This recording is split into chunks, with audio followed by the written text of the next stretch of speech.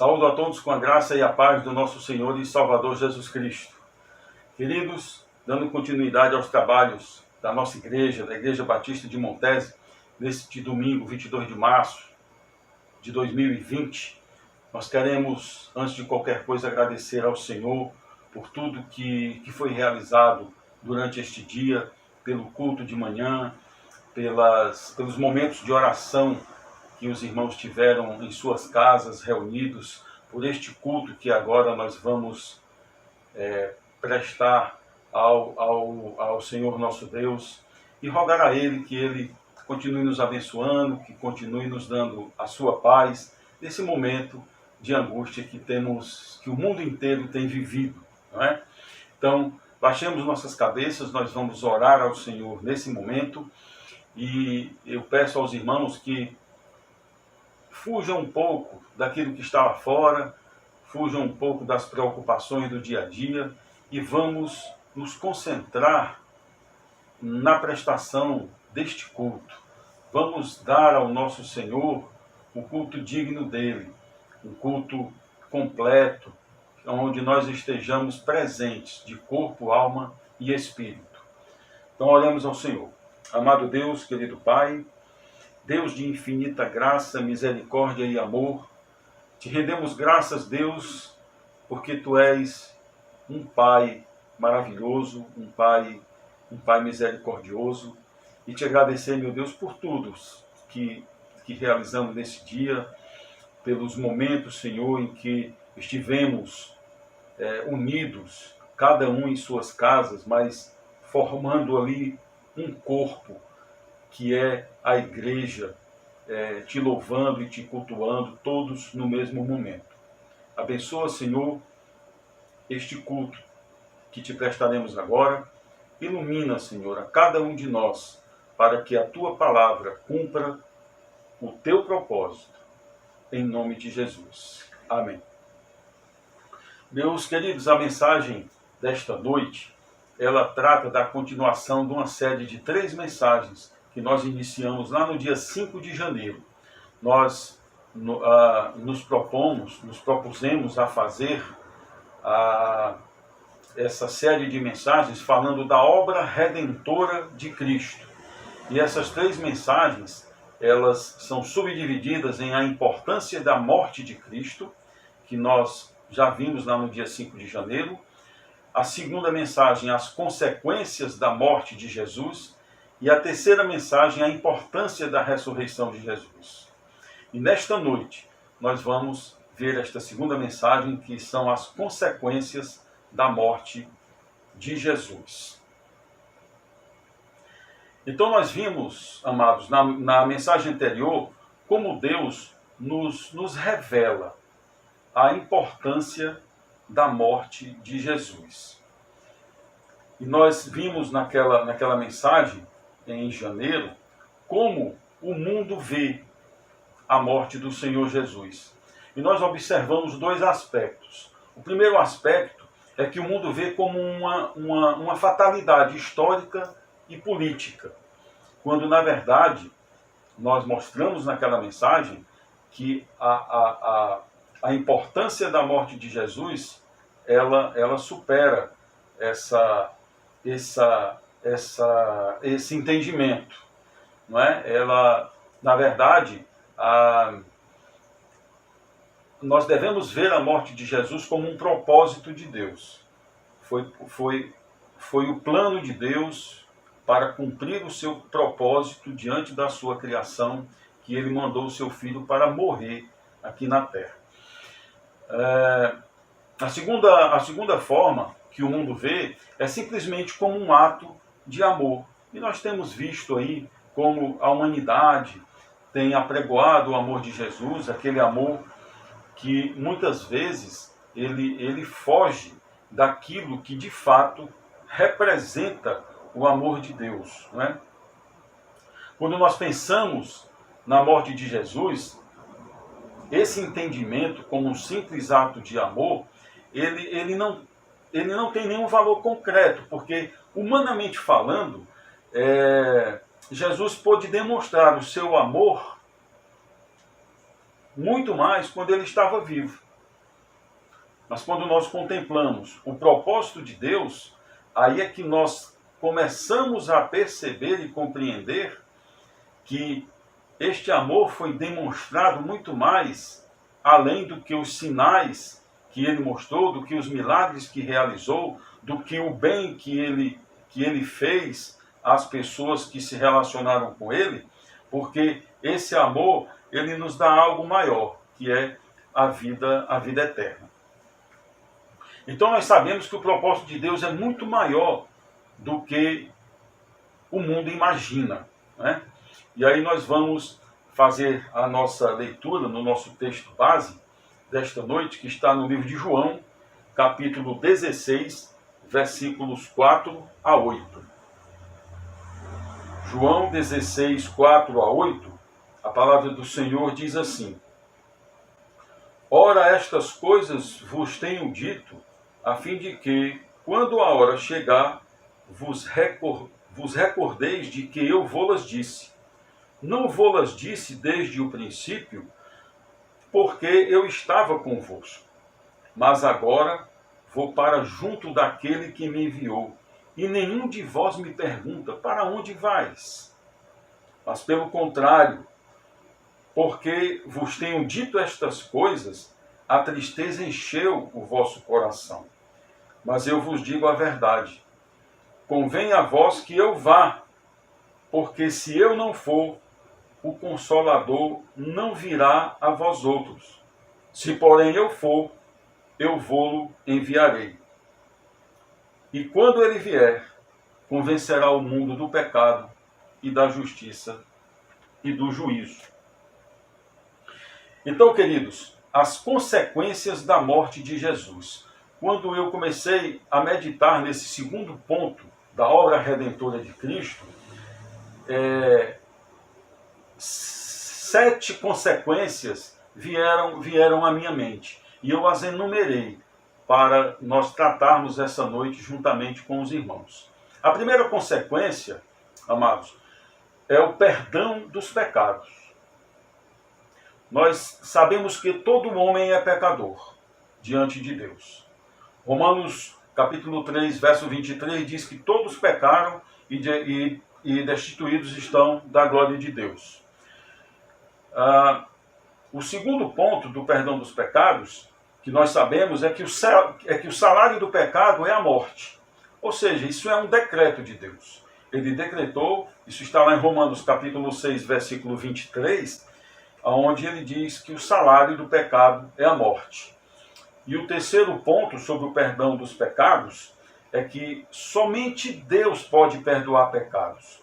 Quando nós abrimos nossas Bíblias no livro de Marcos, capítulo 2, versículo 10, a palavra de Deus nos diz assim: Ora, a fim de que saibais que o Filho do Homem tem na terra poder para perdoar pecados. Então, somente Jesus Cristo, somente Deus pode perdoar pecados. Mas aí vem uma pergunta. Imediatamente vem uma pergunta na nossa mente. E o mundo também faz essa pergunta. Mas como fazer isso? Como perdoar pecados sem invalidar os decretos de Deus? De que maneira Deus vai realizar esta obra sem que ele seja obrigado a destituir os seus decretos? E nós sabemos que a palavra de Deus ela não muda. E que Deus não volta atrás naquilo que ele diz, naquilo que ele revela na sua palavra. E ele também não volta atrás nos seus decretos. Mas a resposta, ou o começo dela, está no livro de Isaías, capítulo 53, nos versos de 5 a 6. O profeta Isaías diz assim: Mas ele foi ferido por causa das nossas transgressões. Ele foi moído por causa das nossas iniquidades. O castigo que nos traz a paz estava sobre ele, e pelas suas pisaduras nós fomos sarados. Todos nós andávamos desgarrados como ovelhas, cada um se desviava pelo seu caminho, mas o Senhor fez cair sobre ele Jesus Cristo, a iniquidade de todos nós. Então, a resposta a essa pergunta, como Deus fez isso sem ter que invalidar os seus decretos, foi que o caminho utilizado por Deus foi a cruz, sacrificando o seu próprio filho, inocente, ao invés de nós, pecadores, que sem essa intervenção de Deus somos irremediavelmente culpados. O caminho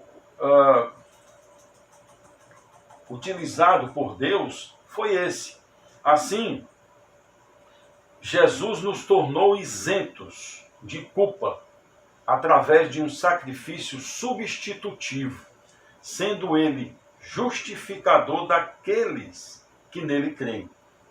Esta foi a forma de não invalidar o seu decreto e para continuar sendo justo. No livro de Romanos, capítulo 3, dos versículos 23 ao 26, os irmãos podem acompanhar aí em suas Bíblias, a palavra de Deus diz assim: porque todos pecaram e destituídos estão da glória de Deus, sendo justificados gratuitamente pela sua graça, pela redenção que há em Cristo Jesus. Versículo 25. Ao qual Deus propôs para a propiciação por meio da fé no seu sangue, a fim de demonstrar a sua justiça pela remissão dos pecados dantes cometidos sob a paciência de Deus. Versículo 26. Para demonstração da sua justiça neste tempo presente, a fim de que ele seja justo e justificador daquele que tem fé em Jesus. Então, esta é a primeira consequência da morte de Jesus. O perdão dos nossos pecados. A nossa redenção. A segunda consequência, queridos, foi o acesso a Deus. O acesso, a morte de Jesus nos propiciou esse acesso direto ao nosso Pai. E aí nós podemos nos perguntar, ou o mundo pode perguntar, por que precisamos ter acesso a Deus? Porventura estamos nós separados dele? E aí quando nós abrimos a nossa Bíblia, no profeta Isaías, capítulo 59, versículo 2, Deus nos responde esta pergunta. O que é que diz aí, Isaías 59, 2? Mas as vossas iniquidades fazem separação entre vós e o vosso Deus, e os vossos pecados encobrem o seu rosto de vós, a fim de que não vos ouça. Então, irmãos, antes da morte de Cristo, o acesso do povo de Deus era através do sumo sacerdote, como nós sabemos.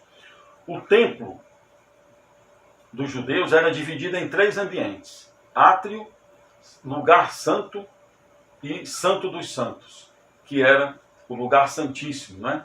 Que era o véu, onde somente este sacerdote, uma vez por ano, podia entrar, a fim de entrar na presença de Deus e prestar sacrifícios pela expiação dos pecados do povo.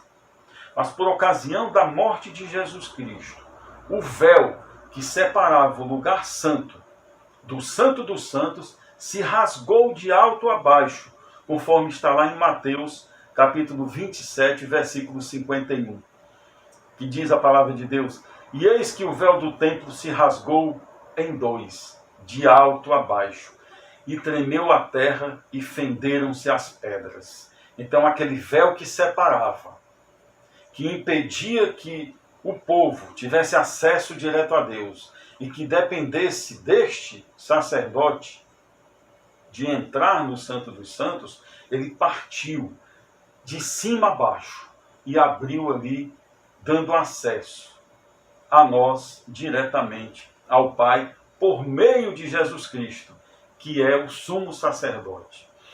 Então, ao morrer Jesus, estava instituída, queridos, a nova aliança, que permitiu a todos que nele creem aproximarem-se de Deus pelo seu corpo, ou seja, pelo véu, entrando no santuário por meio do seu sangue, que representa o sacrifício redentor do Cordeiro de Deus. Abra sua Bíblia aí no livro de Hebreus, capítulo 10, versículos 19 a 20. Hebreus 10, 19 e 20, diz-nos o seguinte: tendo, pois, irmãos, ousadia para entrar no santuário pelo sangue de Jesus, pelo novo e vivo caminho que ele nos consagrou pelo véu, isto é, pela sua carne. Então, quando Jesus morreu, quando o seu corpo foi entregue à morte, o véu que separava, que nos separava de Deus, rasgou de cima a baixo e abriu-se então o nosso acesso direto ao Pai. A terceira consequência da morte de Jesus é a destruição do poder do pecado. Queridos, o Evangelho de Jesus, sobretudo nas cartas do apóstolo Paulo, deixam claro que o grande problema do pecado não é o ato em si, mas é o poder que está por detrás dele, por detrás desse ato de pecado. O pecado, ele tem alto poder destrutivo, queridos. Ele pode levar à morte, inclusive. Em Romanos 6, 23, como nós já lemos, a palavra de Deus diz que o salário do pecado é a morte. Em 1 Coríntios, capítulo 11, versículo 30, o apóstolo Paulo, na carta que enviou à igreja de Corinto, ele disse ali naquela carta que por causa do pecado que estava acontecendo ali na igreja, inclusive no seio da igreja, era por causa deste pecado que muitos já haviam morrido. Ele usa ali o termo, ele usa um eufemismo, né? Ele diz, e por esta razão há muitos que já dormem. Ou seja, muitos morreram por conta dos pecados cometidos ali dentro da igreja. E nós sabemos que o pecado, ele habita no homem. O pecado, ele é uma natureza que nós herdamos de Adão, o primeiro homem. E nós vemos em Romanos, capítulo 7, versículo 17, esta confirmação. A palavra de Deus diz assim em Romanos 7, 17: de maneira que agora já não sou eu que faço isto, mas o pecado que habita em mim. Então, é esta realidade que o homem vive sem Cristo Jesus. O pecado que habita nele, ele tem poder de destruição. Mas com Cristo, a vitória conquistada na cruz foi completa. E ela possibilita ao homem vencer as más inclinações da carne. Então essa vitória que Cristo conquistou, ele cravou ali na cruz o pecado. Esta vitória dele nos fortalece, nos torna capazes de vencer essas más inclinações. Então, Cristo tornou-se pecado. 2 Coríntios 5, 21, diz assim a palavra do Senhor: aquele que não conheceu o pecado, o fez pecado por nós, a fim de que nele fôssemos feitos justiça de Deus. Então Cristo assumiu a semelhança do pecado e condenou o pecado em sua natureza humana, morrendo na cruz.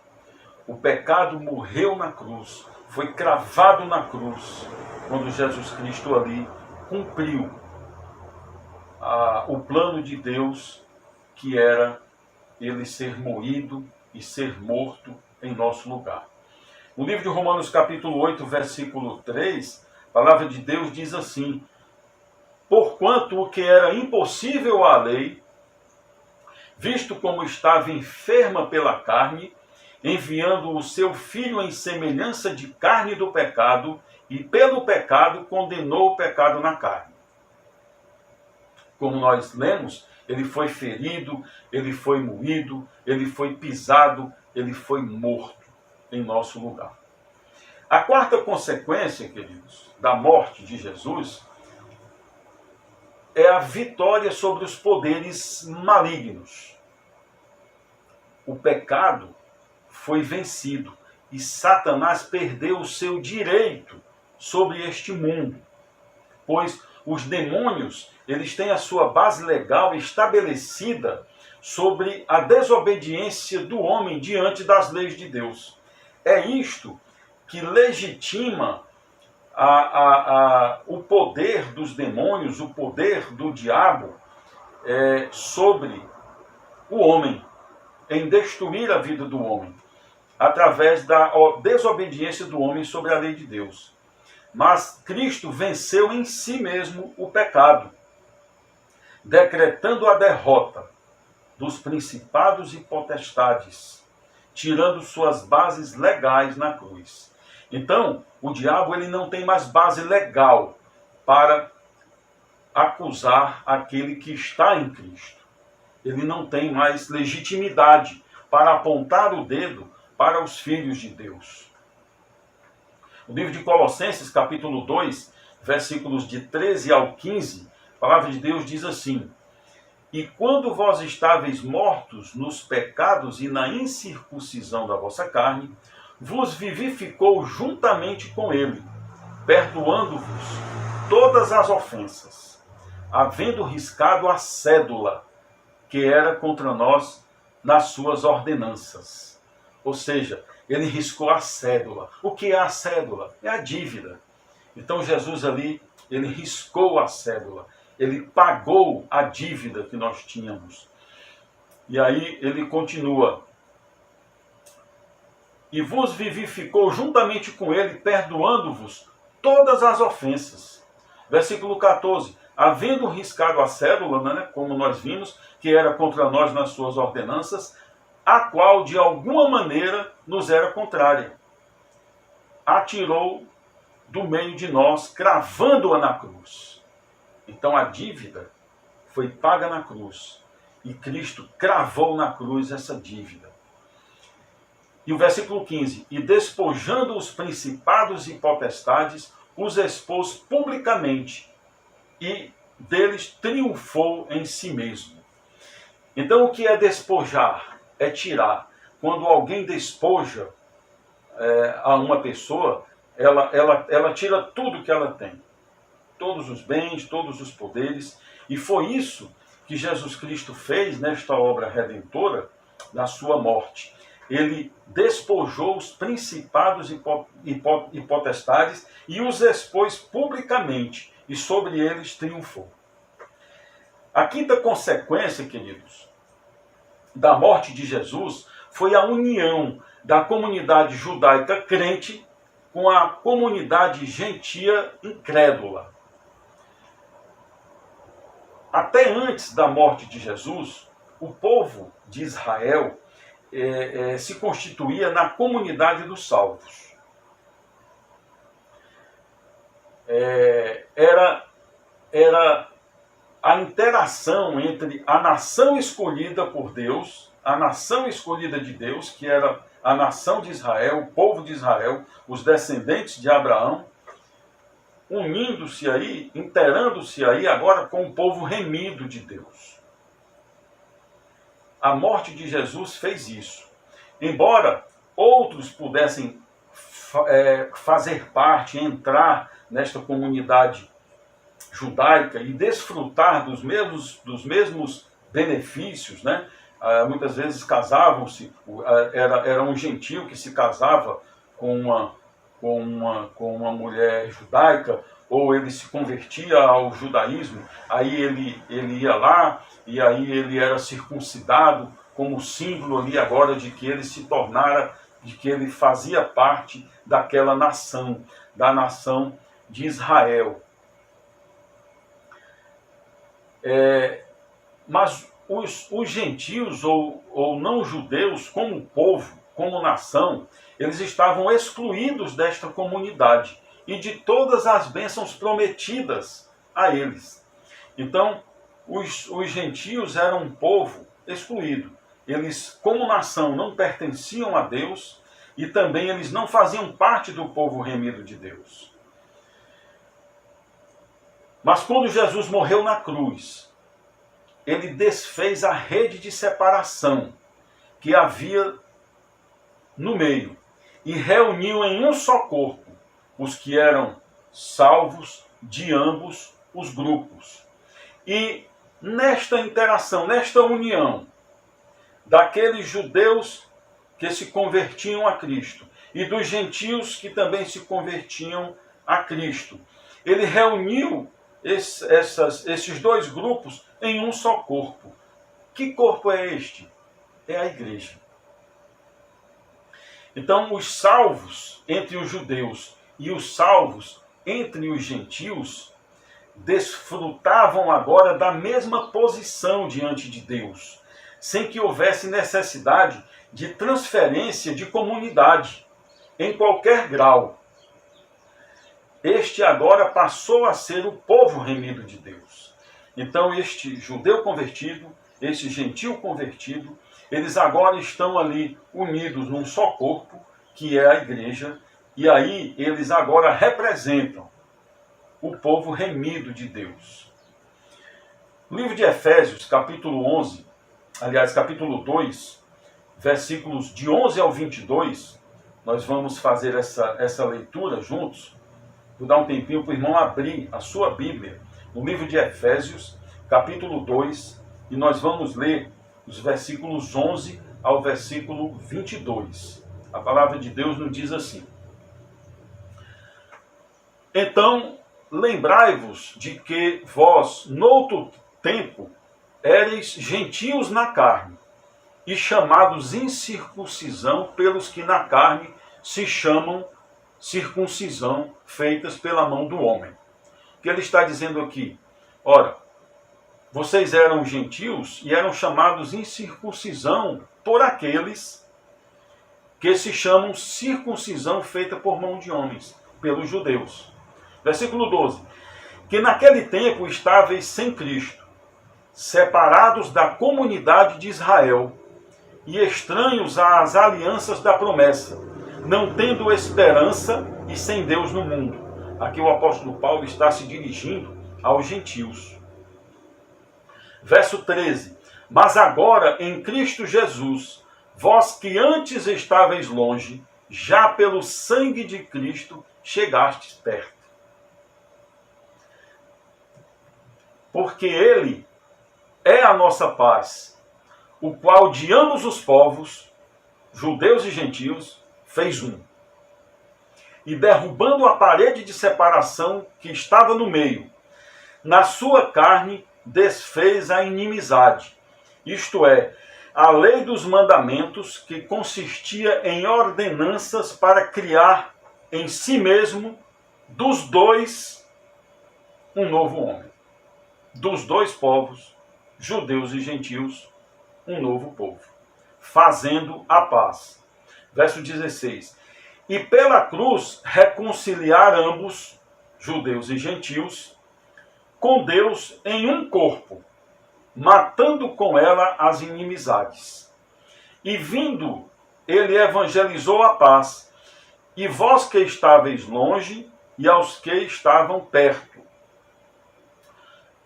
Porque por meio dele, ambos, judeus e gentios,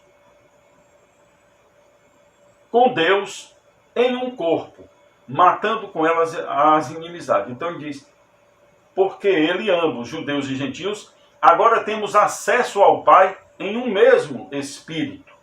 Assim que já não sois estrangeiros, nem forasteiros, mas concidadãos dos santos e da família de Deus, judeus e gentios, edificados sobre o fundamento dos apóstolos e dos profetas, de que Jesus Cristo é a principal pedra de esquina, no qual a todo edifício bem ajustado cresce para templo santo no Senhor, no qual também vós juntamente sois edificados para morada de Deus em espírito.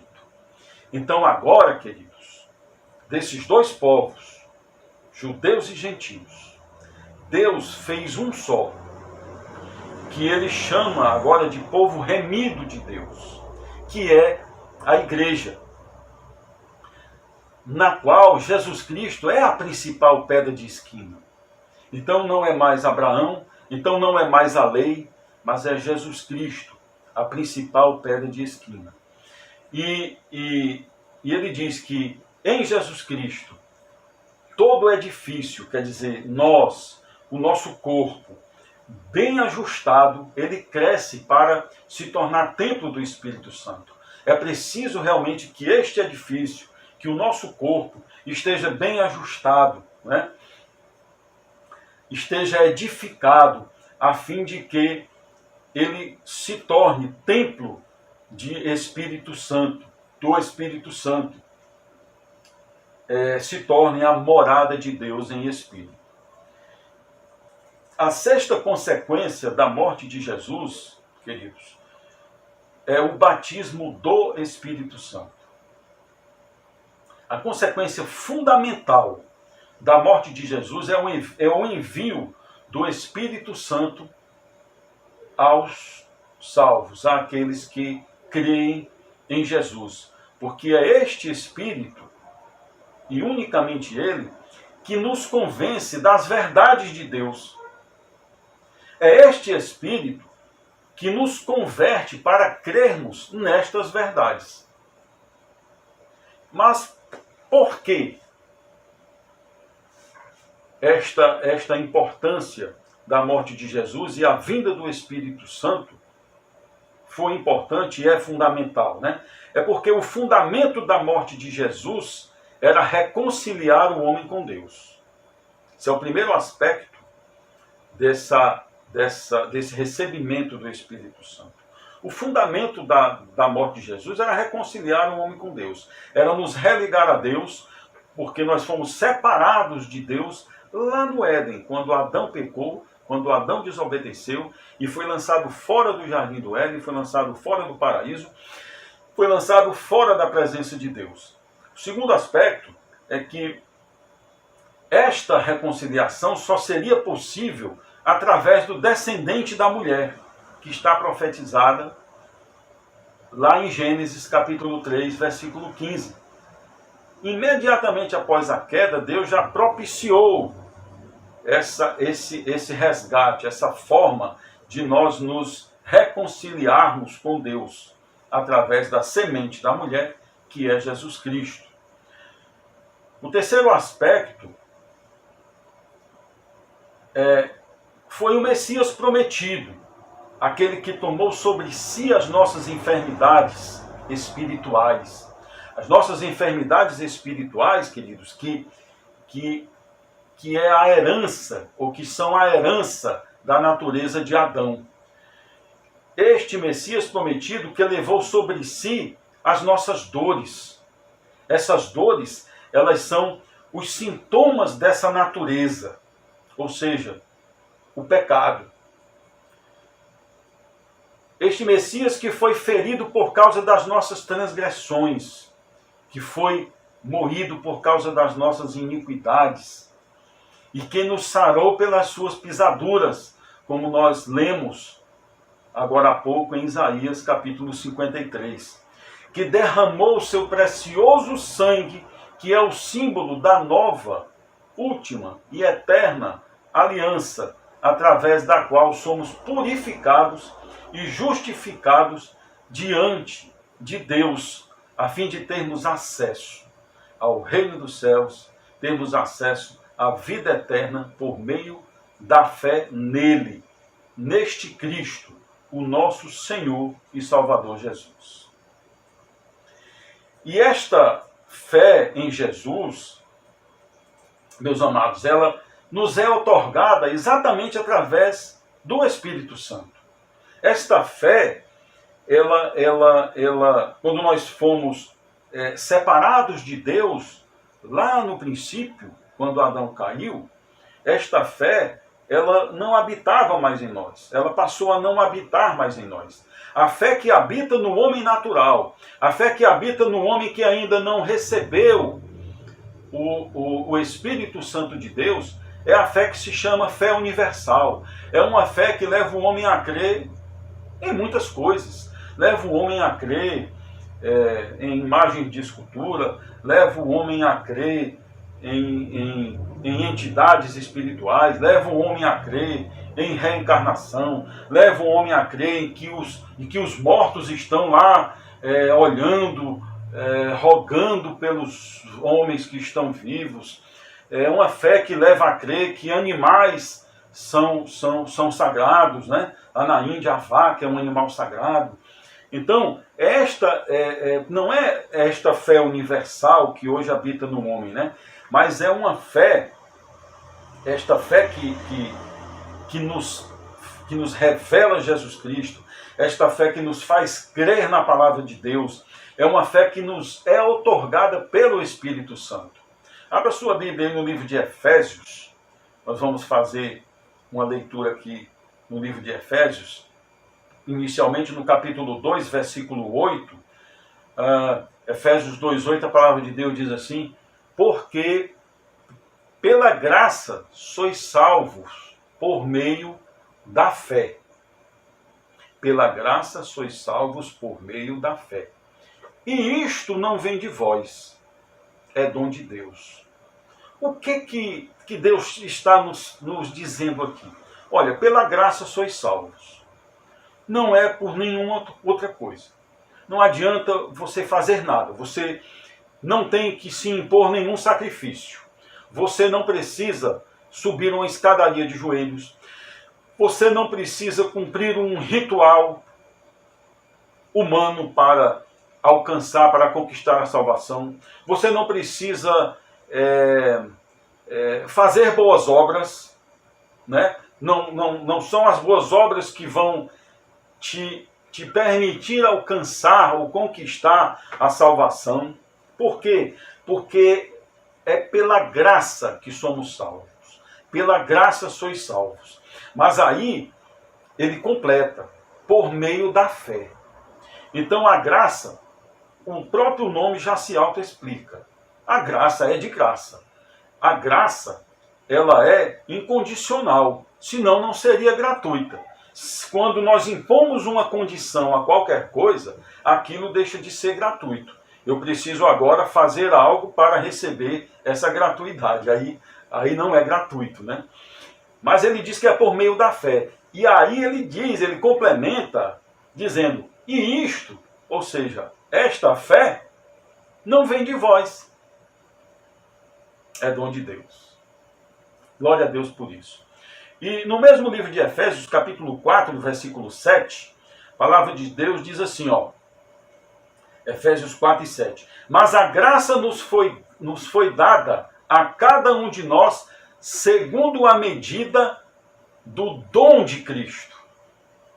Qual é o dom de Cristo? A fé. Isto não vem de vós, é dom de Deus. Então esta graça nos foi dada, meus queridos e amados irmãos e ouvintes, segundo a medida do dom de Cristo, desta fé salvífica que nos transforma, que nos dá a certeza, a convicção da verdade da palavra de Deus, que nos dá a convicção de que nós somos alcançados através desta graça pela fé em Cristo Jesus.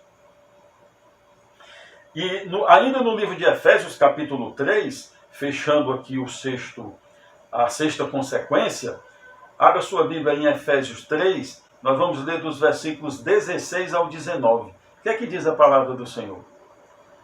A fim de que, segundo as riquezas da sua glória, vos conceda que sejais corroborados com poder pelo seu Espírito no homem interior, a fim de que Cristo habite pela fé nos vossos corações, a fim de, estando arraigados e fundados em amor, possais perfeitamente compreender, com todos os santos, qual seja a largura e o comprimento e a altura e a profundidade.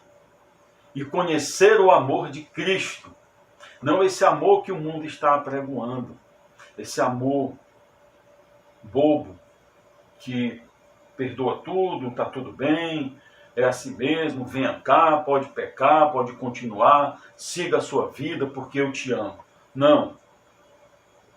Mas é conhecer o amor de Cristo que excede todo o entendimento, a fim de que sejais cheios de toda a plenitude de Deus. É o amor de Cristo. Esse amor que excede todo entendimento. Esse amor que nos revela a verdade da sua palavra e nos faz tomar esta decisão de recebermos esta gratuidade da salvação. É este amor, este verdadeiro amor, que nos enche de toda a plenitude de Deus. E não esse amor que o mundo tem apregoado. A sétima e última consequência, queridos, é a salvação. Esta consequência, ela é o fim primeiro. É a consequência objetivada. Quer dizer, a morte de Jesus teve como objetivo a nossa salvação. Esta é a principal consequência. Abra sua Bíblia aí na primeira carta de Pedro. Nós vamos ler aqui os versículos, no capítulo 1, né? Nós vamos ler os versículos 5 e nós vamos ler depois do 7 ao 9. 1 Pedro, capítulo 1, versículos 5 e de 7 a 9. Diz assim a palavra do Senhor, versículo 5. Que sois guardados pelo poder de Deus, mediante a fé, para a salvação preparada para revelar-se no último tempo. Versículos de 7 a 9 agora. Versículo 7. A fim de que, uma vez confirmado o valor da vossa fé, muito mais preciosa do que o ouro perecível, mesmo apurado por fogo, redunde em louvor, glória e honra na revelação de Jesus Cristo. Versículo 8. A quem não havendo visto, amais, no qual não vendo agora, mas crendo, exultais com alegria indizível e cheia de graça. E o versículo 9, obtendo o fim da vossa fé, a salvação da vossa alma. Então, amados, o fim da nossa fé, desta fé que é dom de Deus, que nos foi imputada pelo Espírito Santo, o fim dela é a salvação da nossa alma. Que Deus seja louvado, que esta palavra possa ter edificado a todos que estão assistindo, que ela edifique o corpo de Cristo, que é a sua igreja, que é o povo remido de Deus, mas que ela venha também a tocar, a despertar e a edificar aqueles que ainda não compreenderam que o único caminho que conduz ao reino dos céus, que nos conduz à vida eterna e que nos entrega este dom gratuito de Deus, que é a salvação, é por meio da fé em Jesus Cristo. Aceite o Senhor Jesus como Senhor e Salvador da sua vida enquanto é tempo. Oremos ao Senhor. Amado Deus, querido Pai, muito obrigado, meu Deus, pela Tua palavra. Pela Tua palavra que é santa, pela Tua palavra que é justa, pela Tua palavra que é eficaz, pela Tua palavra, Senhor, que nos ensina, que nos mostra como nós devemos nos relacionar contigo. A Tua palavra, Senhor, que nos abre um entendimento para que nós possamos entender o caminho que devemos seguir para nos religarmos a Ti, para quebrarmos esta separação, para rasgarmos aquele véu que separava o homem do seu Deus, do seu Criador. Então, meu Pai, que esta palavra, que esta mensagem de hoje possa ter tocado cada coração, neste sentido de compreender que sem Ti, Senhor, nós não somos nada, que nós somos, como disse o profeta Isaías, vermezinhos de Jacó. Ó Senhor, coloca, meu Deus, no coração do homem o entendimento da Tua grandeza, do Teu poder e também, meu Deus, a compreensão da sua pequenez, da nossa pequenez diante de Ti, da nossa fragilidade, da nossa dependência diante de Ti.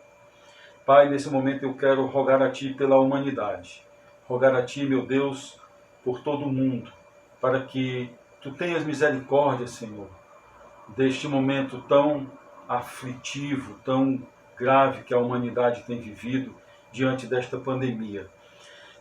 Pai, quero orar a Ti em especial pelo povo da Itália, Pai, que tem vivido momentos tão terríveis. Ontem foram quase 1000 mortos em apenas um dia. O número de mortos já ultrapassa 5.000, o número de infectados já ultrapassou 200.000. Ó Senhor, tem misericórdia daquele povo. E Deus, abençoa o nosso país, abençoa o nosso Estado, abençoa, meu Deus, a cada um de nós, que nós tenhamos a consciência, que nós vejamos o que está acontecendo na Itália, que é fruto da negligência das autoridades e da indolência do povo, que não compreendeu a gravidade, que não valorizou as orientações para o combate desse vírus, mas que nós aqui, Senhor, tenhamos essa consciência, tenhamos esta sabedoria, para que quando chegar o momento da curva maior, do pico, Senhor, desse vírus, que a previsão dos institutos científicos diz que será agora em abril, maio, que ali, Senhor, nós estejamos diferente da forma como a Itália está vivendo hoje, exatamente por conta de tudo que estamos realizando agora. Senhor, quero Te pedir por todos aqueles que estão assistindo esse culto, mas eu quero me dirigir especialmente, Senhor, àqueles que ainda não Te receberam como Senhor e Salvador. Que eles possam, meu Deus, reconhecer a sua pequenez, que eles possam, Senhor, compreender que Tu queres salvar, que Tu queres dar gratuitamente a vida eterna. E que eles possam, meu Deus, receber o Espírito Santo, para que a Tua fé, que é dom de Cristo, possa habitar nos seus corações e eles venham a fazer parte do povo remido de Deus, da Igreja do Senhor Jesus. Guarda-nos agora, Senhor, no restante desta noite. Nos dá, meu Deus, uma noite de paz, uma noite tranquila de sono, que nós acordemos amanhã, meu Deus, bem dispostos, que nós amanheçamos, Senhor, com saúde, que nós amanheçamos com alegria no nosso coração para enfrentarmos mais uma semana e que a Tua presença, meu Deus, seja forte na nossa vida para que nós possamos ultrapassar todas as aflições e todas as dificuldades inerentes à nossa vida terrena, sobre a qual Jesus nos avisou dizendo: no mundo tereis aflições, mas tende bom ânimo, eu venci o mundo. Então que nós tenhamos bom ânimo, que nós tenhamos alegria e que nós tenhamos sempre firmes a nossa fé e a nossa esperança, sabendo que o nosso Deus é um Deus provedor. Então nos dá a Tua paz e abençoa a todos, em nome de Jesus. Amém.